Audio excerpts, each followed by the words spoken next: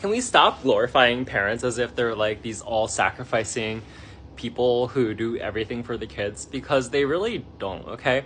Like parents, I mean, like they do a lot for their kids, but they're very flawed people as well. They have their own priorities, and kids are just one of those priorities in a list of many priorities. So none of my friends have kids, right? So I don't have anyone to really ask about this, but I'm at the age where I'm considering kids, right? And you kind of like, what is like the rationale to have kids? It's mostly because you're just bored with your life, you know what I mean? Like I feel like that's like the primary rationale.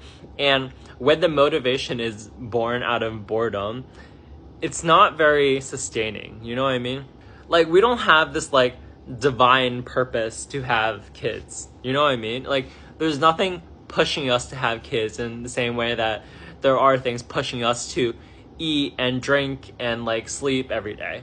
So having a kid is just like, it's like a project you do in your 30s because it's about time to do it, you know? And so like parents carry a lot of their own traumas with them from when they were young, and then they kind of pass it on to their kids. And then you're also interfering with their other goals in their career or their relationships. So ultimately, like kids, you're just kind of like one of many considerations that parents have. And I think we should just like stop glorifying parents as if they're like these all sacrificing creatures. Like I'm like a father and I do everything for my kids, because that's just like not the case. And I think it's not a healthy attitude to have either. I think we should approach it with more realistic attitude that having a kid is just part of like having a balanced life in your 30s and 40s.